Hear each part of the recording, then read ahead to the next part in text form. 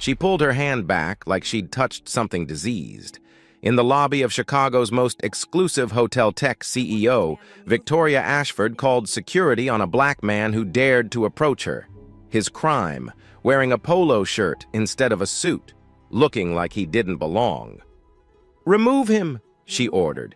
"He's not on the list." But he was on the list. In fact, he owned the list. And in 24 hours, Victoria Ashford would learn exactly how much that handshake was worth. The morning had already turned against Victoria Ashford before she even stepped into the Langham's grand lobby. At 6:45, her phone had buzzed with a message that made her stomach drop. Henderson Capital, the European firm she had spent 3 months courting, had pulled out of negotiations. No explanation, no warning. Just a 2-line email that ended with, "We wish you the best in your future endeavors." She stood in front of her hotel bathroom mirror, applying lipstick with hands that refused to stay steady. Nexagen Technologies, the company she had built from a small startup into a tech empire over 12 years, was bleeding money. A failed acquisition 18 months ago had drained their reserves. Now they had exactly 72 hours to secure an investor, or the board would be forced to announce insolvency. Victoria had never failed at anything in her life. Her father, Richard Ashford, had raised her in the old Boston tradition where family name meant everything and weakness was unforgivable. When she was 9 years old, she watched her father lose his entire fortune to a business partner he had trusted. The man had seemed respectable enough, but he came from nothing, had no pedigree, no connections worth mentioning. Her father spent the rest of his life convinced that his mistake was trusting someone who didn't belong in their world. That lesson had shaped everything Victoria became. She built Nexagen with an iron grip, trusting only those who looked like they belonged at the table. Her leadership style was demanding, sometimes brutal, but it had made her one of the most powerful women in American tech. At least that's what she told herself every morning. Today, everything depended on one meeting. Marcus Webb, her chief financial officer, had spent 3 weeks convincing a notoriously private investor named Darian Cole to consider Nexagen. Cole managed a fund worth nearly $5 billion and had a reputation for transforming struggling companies into industry leaders. He was their last option, and Marcus had warned her repeatedly that Cole was unconventional. "He doesn't do the usual investor dance," Marcus had told her the night before. "No flashy dinners, no golf games, no yacht meetings. He shows up, he watches, and he decides based on what he sees. Don't try to impress him with numbers. He already knows the numbers." Victoria had dismissed the advice with a wave of her hand. She had been impressing investors since before Marcus was out of business school. She knew how to read a room, how to command attention, how to make powerful people feel like they needed her more than she needed them. What Marcus hadn't told her, what he assumed she already knew, was what Darian Cole looked like. By 10 o'clock, the lobby was filled with conference attendees. Victoria positioned herself near the center of the space, surrounded by 3 partners from a German tech firm she was hoping to bring into a side deal. The conversation was going well. She laughed at the right moments, dropped subtle hints about Nexagen's upcoming innovations, and made sure everyone noticed how comfortable she was in her position of power. Marcus stood a few feet away checking his phone. A message appeared from Darian Cole. "I'm here, in the lobby." Marcus looked up and scanned the crowd. He spotted Darian immediately standing near the entrance in a navy blue polo shirt and khaki pants. No watch, no briefcase, nothing that would identify him as one of the wealthiest investors in the country. Marcus started walking toward him, but one of the German partners grabbed his arm with a question about quarterly projections. In that moment, Darian had already begun moving toward Victoria. He had done his research on Nexagen, on its financials, on its leadership. He knew Victoria Ashford by reputation and by photograph. What she didn't know was that Darian Cole had spent his entire career being underestimated, and he had learned to use it as a filter. Growing up in one of Detroit's poorest neighborhoods, Darian had watched his mother work double shifts at a hospital just to keep food on the table. There were no connections to leverage, no family money to fall back on. everything he had, he built with his own hands and his own mind. By the time he was 35, he had turned a small investment club into a fund that attracted attention from Wall Street. By 40, he was managing billions. But wealth had not erased the memories. 15 years ago, when he was still building his reputation, a CEO had refused to shake his hand at a conference much like this one. The man had looked at Darian's simple clothes, his skin color, and decided in an instant that he didn't belong. "We don't do business with people like you," the man had said loud enough for everyone nearby to hear. It took Darian 5 years to stop hearing those words every time he walked into a boardroom. He had made peace with that wound, or so he believed. But he had also learned something valuable from it. The way people treated strangers revealed who they truly were. So he continued showing up to first meetings, dressed simply without the armor of expensive suits and luxury watches. If someone only respected him after learning his net worth, then their respect meant nothing. Darian approached Victoria with a warm smile, extending his hand. "Ms. Ashford, Darian Cole. Pleasure to meet you." Victoria turned her eyes, moving quickly from his face to his clothes to his shoes. The assessment took less than 2 seconds. Navy polo slightly faded at the collar. Khaki pants that looked like they came from a department store.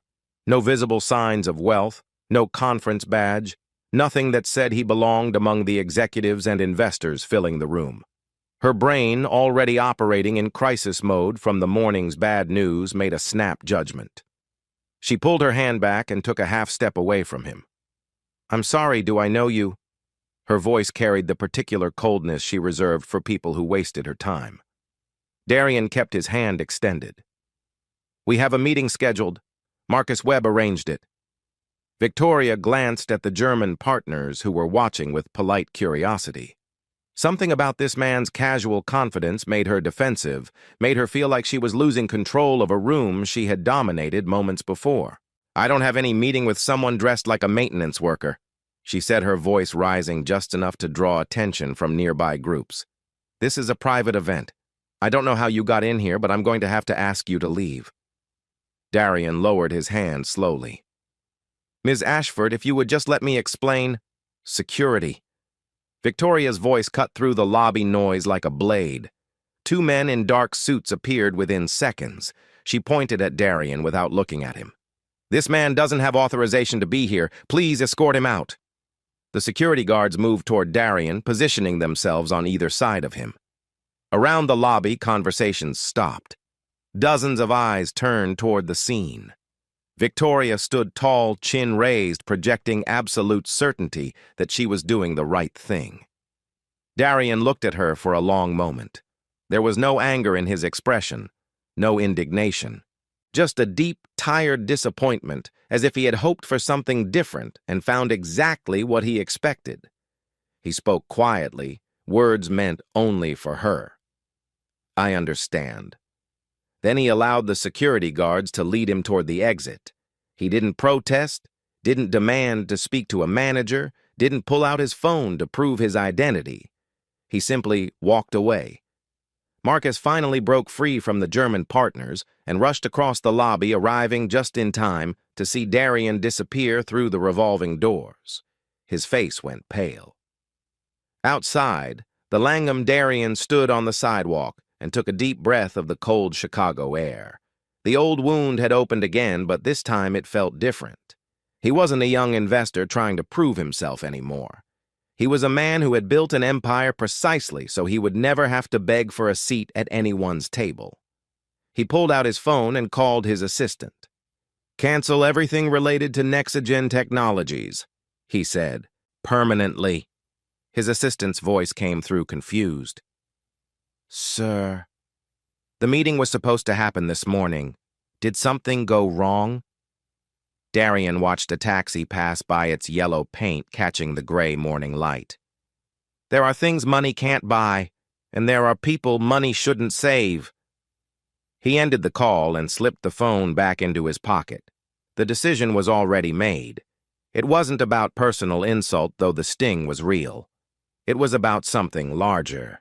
A CEO who would humiliate a stranger in public, who would judge a person's worth by their clothing and skin color, would eventually treat her employees the same way, would treat her customers the same way, would build a company culture that reflected her own blind spots. Darian had made his fortune by investing in people, not just products, and Victoria Ashford had just shown him exactly who she was.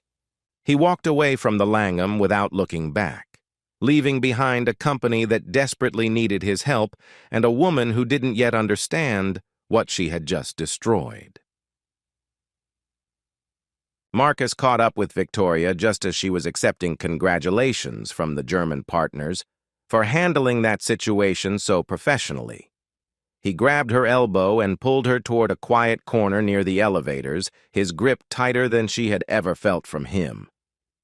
"What did you just do?" His voice was barely above a whisper, but the intensity made Victoria step back. She straightened her blazer, annoyed by his tone. "I protected this meeting from someone who had no business being here. You should be thanking me." That man, Marcus said, each word landing like a stone, was Darian Cole. The name hung in the air between them. Victoria felt something cold spread through her chest. "That's not possible. Darian Cole is what?" Marcus cut her off. "What did you think he would look like, Victoria?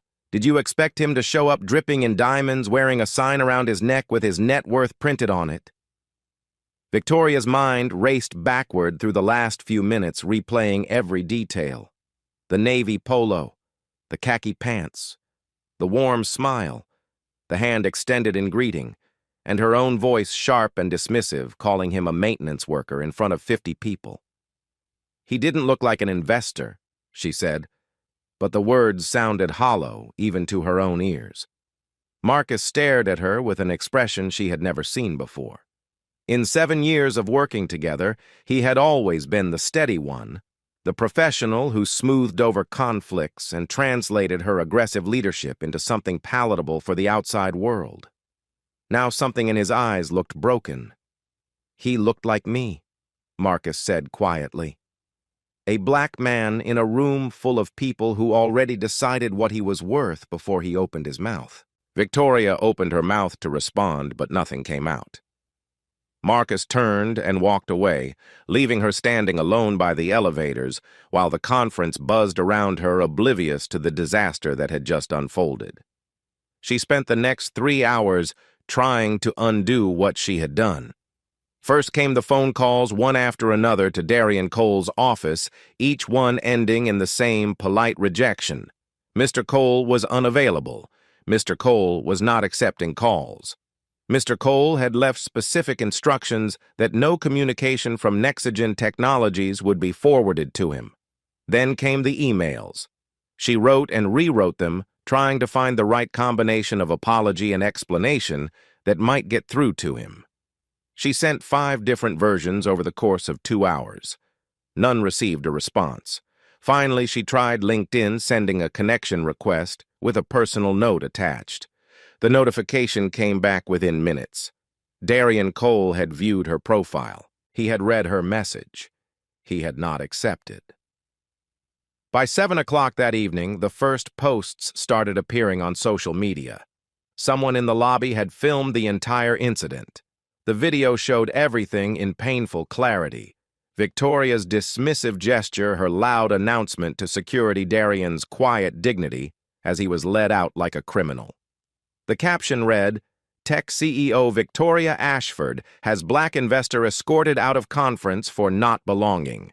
The investor Darian Cole, worth $4.7 billion. The hashtag Nexagen CEO began trending before dinner. At 11 o'clock that night, Victoria sat in an emergency video conference with Nexagen's board of directors. Their faces filled her laptop screen in a grid of disapproval. The chairman, a 72-year-old man named Howard Price, who had known her father, spoke first. "Victoria, you have 24 hours to fix this. If you cannot secure Cole's investment and manage this public relations disaster, we will have no choice but to ask for your resignation." She wanted to argue to defend herself, to explain that it was a misunderstanding. But looking at the board members' faces, she understood that explanations would not save her. Only results would. The next morning, Victoria boarded the first flight to New York. She arrived at Cole Capital Partners' office building in Midtown Manhattan before 7 o'clock, an hour before the building even opened to visitors. She sat in the lobby watching the security guard at the front desk eye her with suspicion. When the receptionist arrived at 8, Victoria approached immediately. "I need to see Darian Cole. My name is Victoria Ashford." The receptionist typed something into her computer, then looked up with a practiced smile. "I'm sorry, Ms. Ashford. Mr. Cole doesn't have any appointments available today, and he has specifically indicated that he won't be meeting with representatives from Nexigen Technologies." "I'll wait," Victoria said. The receptionist's smile faltered. "Miss Ashford, I don't think you understand. He's not going to see you." "I'll wait anyway." Victoria sat down in one of the leather chairs facing the reception desk. The irony was not lost on her. Yesterday, she had dismissed Darian Cole in less than 90 seconds. Today, she was prepared to sit in his waiting room for as long as it took. The hours crawled by. Victoria watched employees come and go, some of them glancing at her with recognition, others whispering to each other as they passed.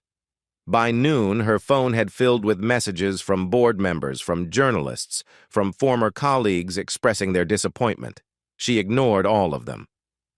At 2 o'clock in the afternoon, after 6 hours of waiting, the receptionist finally spoke again.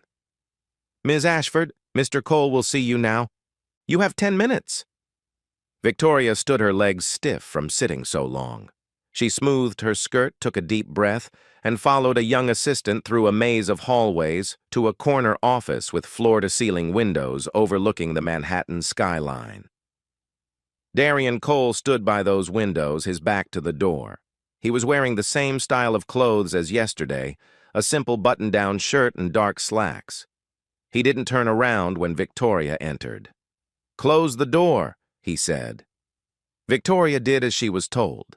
She stood in the center of the office, waiting for him to face her, feeling, for the first time in decades, what it was like to have absolutely no power in a room.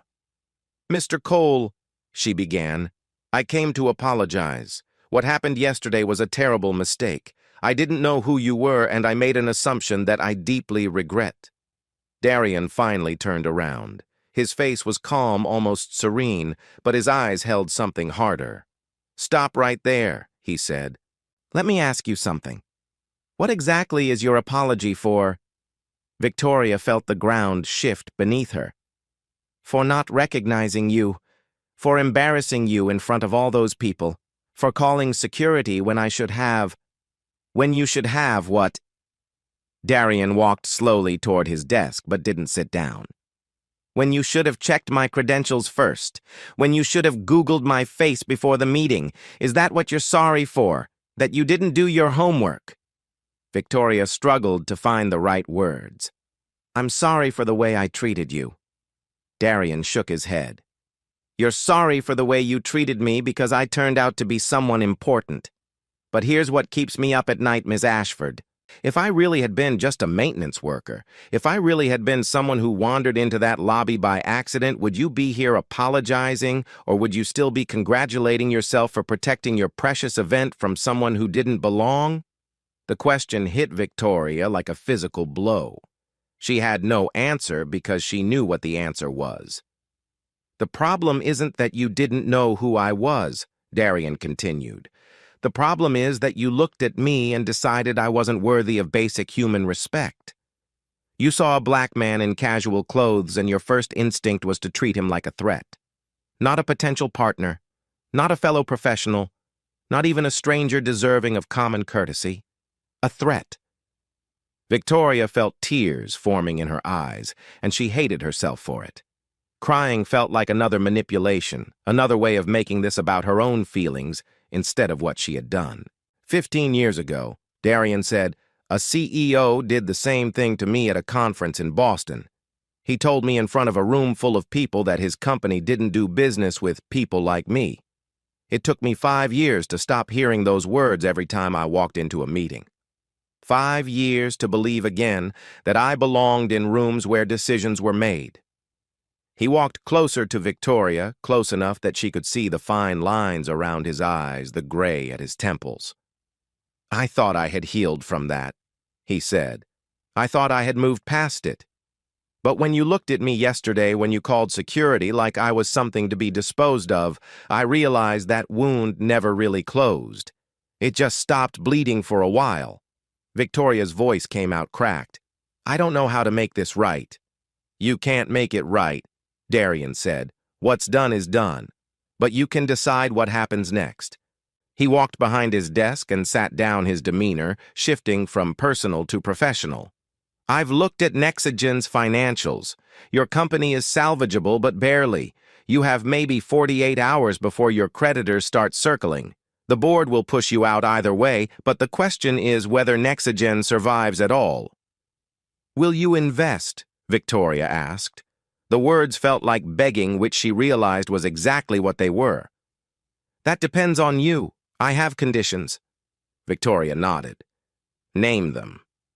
"First, you will issue a public apology, not through your PR team, not a carefully crafted press release. You will record a video yourself in your own words admitting what you did and why it was wrong. You will use the words discrimination and prejudice, because that's what it was." Victoria felt her stomach clench. A public confession would follow her for the rest of her career. "Second," Darian continued, "you will bring in an independent firm to conduct a complete audit of Nexagen's company culture. They will interview employees, review hiring practices, examine promotion patterns. Whatever they find, you will publish in full." The thought of exposing Nexagen's internal workings to public scrutiny made Victoria's head spin. She had always kept tight control over the company's image. "Third, you will commit to restructuring your leadership team. Within 3 years, 40% of your executive positions must be held by members of underrepresented groups. And this isn't about quotas. This is about building a company that actually reflects the world it operates in." Victoria swallowed hard. "And the fourth condition?" Darian leaned back in his chair. "You give up your veto power. The board will have final say on all major decisions. You can stay as CEO if they'll have you, but you will no longer be able to override them." Every condition felt like a knife. Victoria had spent 12 years building Nexagen in her own image, controlling every aspect of its operations. What Darian was asking would mean surrendering everything that made her feel powerful. "You're asking me to destroy myself," she said. Darian's expression didn't change. "I'm asking you to prove that your company is worth saving, that you're capable of being something more than what you showed me yesterday. If you can't do that, then maybe Nexagen doesn't deserve to exist." That night, Victoria sat alone in her hotel room, staring at the Manhattan skyline through her window. She picked up her phone and called Marcus. He answered on the 4th ring, his voice distant. "What do you want, Victoria?" The question she had been avoiding for years finally forced its way out. "Marcus, do you think I'm a racist?" Silence on the other end. Then Marcus spoke slowly and carefully. "I think you've never had to look in the mirror." "Not really." "What does that mean?" "It means that for 7 years I've watched you make decisions that just happen to benefit people who look like you and talk like you and come from the same world you come from. Last year, I recommended Keisha Williams for the VP position. She had an MBA from Wharton and 10 years of experience. You said she wasn't ready. The person you promoted instead had 3 years of experience and a bachelor's degree from a school nobody's ever heard of. But he reminded you of yourself when you were young, didn't he?" Victoria tried to remember that decision, tried to recall her reasoning. Nothing came except a vague sense that she had trusted her instincts. "I'm not saying you're evil," Marcus continued. "I'm saying you've built a system that rewards people who fit a certain mold, and you've never questioned whether that mold is fair. You don't have to hate anyone to cause harm. You just have to never think about who gets left behind." The call ended, and Victoria sat with his words until 3 in the morning. She thought about every hire, every promotion, every partnership she had chosen over 12 years. She thought about the faces in her boardroom, her executive team, her circle of trusted advisors. She thought about who was missing and why she had never noticed. By dawn, she had made her decision. She recorded the video herself sitting in front of her laptop in the harsh morning light. No makeup, no script. No one to tell her what to say. She spoke for 11 minutes about what she had done in that lobby, about the assumptions she had made about the culture she had built, without ever examining it. She used the words Darian had demanded: discrimination, prejudice. She uploaded it to every platform she could find. Within hours, the video had gone viral. Half the internet praised her courage. The other half demanded her immediate resignation. Both responses felt equally deserved. 6 weeks later, the results of the cultural audit came in. 67% of minority employees at Nexagen reported experiencing or witnessing discrimination. The number hit Victoria like a verdict. She had built this. She had allowed this. She had never even looked. The board met the following day. Their decision was unanimous. Victoria would step down as CEO, transitioning to an advisory role with no voting power. Darian Cole would invest $50 million, but only on the condition that Marcus Webb be appointed as her replacement. Victoria watched the news coverage from her penthouse apartment, the empire she had built passing into someone else's hands. She had lost everything she thought defined her: her title, her control, her reputation. But somewhere beneath the grief, something else was stirring, a question she had never thought to ask. If everything she believed about herself was wrong, then who was she really, and who could she become? The first month after losing her position felt like drowning in slow motion. Victoria stopped leaving her penthouse. The phone calls from old friends and colleagues had dried up almost immediately, replaced by a deafening silence that made her realize how many of those relationships had been built on her usefulness rather than genuine connection. Industry events that once sent her invitations now treated her like she had never existed. 3 former employees filed lawsuits against her, personally citing instances of discrimination she could barely remember. Reading through the legal documents, Victoria encountered moments from her own history that she had completely erased from her memory. A comment she made about a candidate's hair, a joke she told about someone's accent, small cruelties that had meant nothing to her, but had stayed with the people who received them for years. The media coverage was relentless. Every article about Nexagen's transformation included a paragraph about her downfall. She became a cautionary tale, a symbol of everything wrong with corporate America. Strangers on the internet dissected her apology video frame by frame, debating whether her tears were genuine or manufactured. In the 3rd month, Victoria did something she had avoided for years. She drove to her father's house in the suburbs of Boston, the smaller home he had moved to after losing the family estate. Richard Ashford was 81 now, his mind still sharp, but his body failing. He sat in his study, surrounded by books he no longer had the energy to read. Victoria settled into the chair across from him, the same chair where she had sat as a child, listening to his stories about business and success and the importance of knowing who belonged in your world.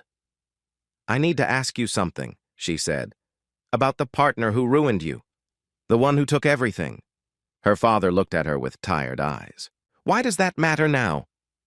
"Because I've been telling myself a story about him my whole life, a story you told me, and I need to know if it was true." Richard turned to look out the window at the gray New England sky. When he spoke again, his voice had lost its usual certainty. His name was Thomas. Thomas Bradley. He was the most decent man I ever worked with. Victoria felt something shift in her chest. "Then why did you tell me he betrayed you?" "Because it was easier than telling you the truth." Her father's hands trembled slightly in his lap. "I made bad investments, took risks I shouldn't have taken. When the company started failing, I needed someone to blame. Thomas had come from nothing, worked his way up from the mailroom. He was an easy target. I convinced myself that someone like him couldn't be trusted, that his background made him unreliable. But the truth is, he tried to warn me. I just didn't listen. Victoria sat with this revelation, feeling the foundation of her entire worldview crack and crumble. For 40 years, she had believed that her father's downfall came from trusting the wrong kind of person. She had built her whole career on the principle of only working with people who fit a certain mold, and all of it was based on a lie her father told himself because he couldn't face his own failures. I blamed him publicly, Richard continued. Destroyed his reputation. He never recovered. Last I heard, he died about 10 years ago. Never got a chance to rebuild what I took from him. Victoria left her father's house that evening with something broken inside her. But for the first time, the breaking felt necessary, like setting a bone that had healed wrong. She began attending therapy twice-a-week sessions focused specifically on implicit bias and the ways people construct narratives to protect themselves from uncomfortable truths. She volunteered at an organization that helped young entrepreneurs from underserved communities, showing up without press coverage, without announcing her presence, just doing the work. She wrote letters by hand to every employee who had filed a complaint against her during her time at Nexogen. Not legal letters, not attempts to settle, just acknowledgments of what she had done and apologies that expected nothing in return. Most never responded. A few wrote back with anger, which she accepted. 2 wrote back with something like forgiveness, which she wasn't sure she deserved. Meanwhile, Nexogen was transforming under Marcus Webb's leadership. Within 6 months, the company had implemented every reform that the cultural audit recommended. The executive team expanded to include voices that had never been heard in those rooms before. Employee satisfaction scores climbed steadily. Revenue, which had nearly collapsed under Victoria's final months, began to stabilize and then grow. Marcus and Darian met for dinner in Manhattan to discuss the company's progress. They sat at a quiet table in a restaurant far from the usual power dining spots, both of them more comfortable away from the spotlight. "She's different," Marcus said, cutting into his steak. "Victoria. I've been keeping track. She's actually doing the work." Darian nodded slowly. "Do you think she deserves another chance?" Marcus considered the question carefully. "I think everyone deserves a chance to become better than their worst moment. Whether she earns that chance is up to her. But I've seen people change before. Real change, not just performance." "I've been hard on her," Darian admitted. "Maybe harder than I needed to be." Marcus looked at him with understanding. "You weren't just judging her. You were judging the man who did the same thing to you 15 years ago. She just happened to be standing in his place." Darian was quiet for a long moment. "Does that make what I did wrong?" "It makes you human," Marcus said. "The question isn't whether your anger was justified. The question is what you do with it now." Darian used the Nexogen case as a teaching tool, bringing it to Harvard Business School as an example of how corporate culture reflects leadership values. But he also launched something new, a foundation called Second Chance Leadership, that provided resources for companies wanting to reform their cultures after public failures. The goal wasn't punishment, it was transformation. 1 year after the incident at the Langham, the annual tech conference returned to the same Chicago hotel. Victoria received an invitation to speak on a panel about accountable leadership. Her first instinct was to decline. Standing in the same lobby where she had humiliated Darian Cole felt like walking back into a crime scene. But she accepted anyway. Running from the past had never helped anyone. Her panel went well. She spoke honestly about her failures, about the blind spots she had spent a lifetime refusing to see, about the long and incomplete process of becoming someone she could respect. The audience response was mixed, some appreciative of her candor, others still skeptical of her motives. Victoria had learned to accept both reactions as valid. After the session, she made her way through the crowded lobby, shaking hands with people who approached her, answering questions from young professionals who wanted to know how she had survived such a public collapse. And then she saw him. Darian Cole stood near the windows overlooking the Chicago River, wearing a simple gray sweater and dark jeans. Still no expensive watch. Still no visible markers of his wealth. He was talking to a young woman who looked like she might be a startup founder, giving her his full attention the way he gave everyone his full attention. Victoria waited until the conversation ended. Then she walked toward him, her heart beating faster than it had in any boardroom negotiation.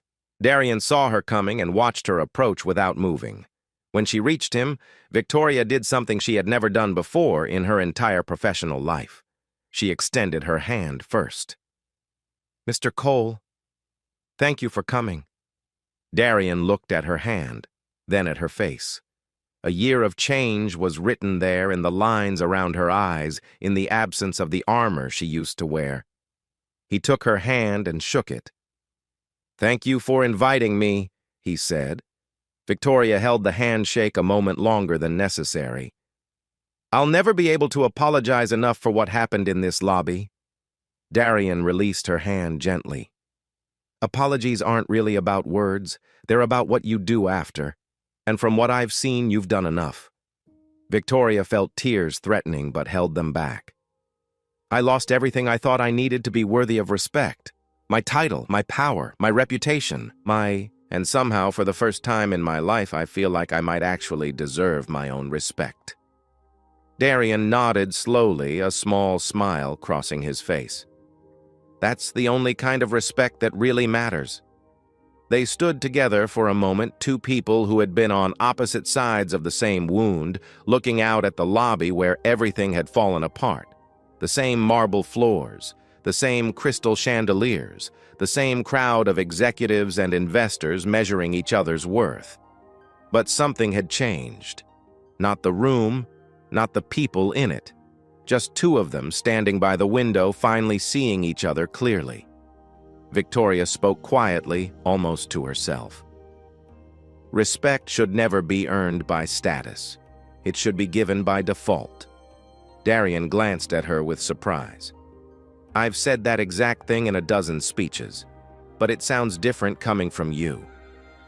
"It feels different saying it," Victoria admitted, "because now I understand what it costs when you forget it."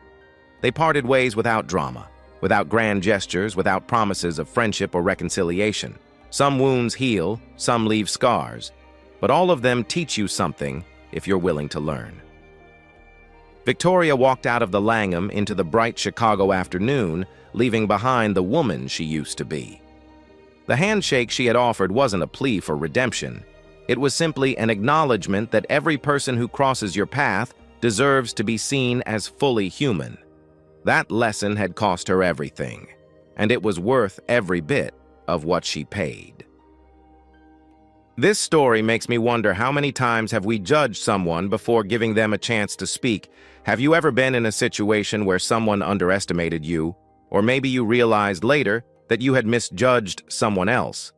I would love to hear your stories in the comments below. And if this story made you think even just for a moment, consider subscribing to join this community. We share stories like this every week, stories about the moments that change us and the choices that define who we become. Thank you for listening, and I will see you in the next one.